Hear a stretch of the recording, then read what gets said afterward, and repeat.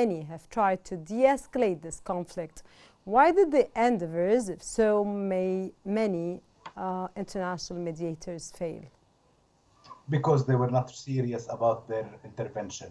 The United States has been talking about de-escalation of the ongoing genocide and war since almost the beginning. They have been talking about mediating for ceasefires and for agreements. But what have they done at the same time? While they were talking about this, they actually continued providing Israel with weapons, with money, with the political support at UN Security Council, and therefore they, through using their veto, they prevented the Security Council from reaching an order to end this war and end the genocide. So actually, it is a result of countries like the United States, United Kingdom, Germany, and many other countries that have supported the Israeli offensive on the ground, even if their discourse was about de-escalation.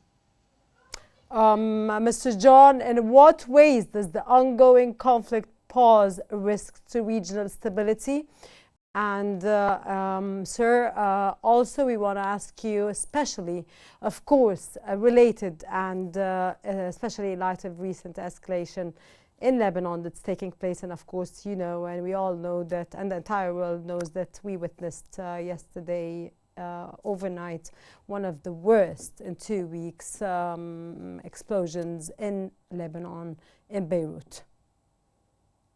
First of all, to answer both questions, maybe in the same statement, I think that everything happening for now is proving to be planned out at the beginning, especially after Netanyahu's speech at the United Nations, especially when he stated that it's about time in the Middle East that a certain axis, if you will, defeat another one.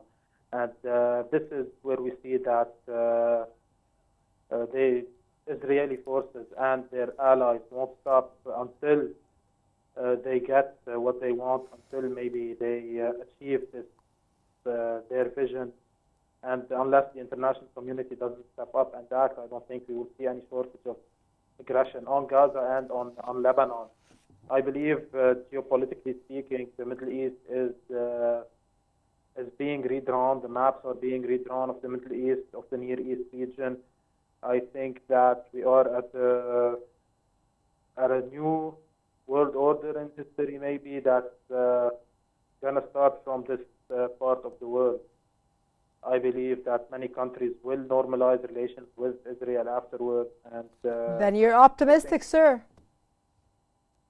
I wouldn't say optimistic. I would say that we're at a very mysterious phase, if we will, but we can only hope for the best, even though the situation right now doesn't indicate so.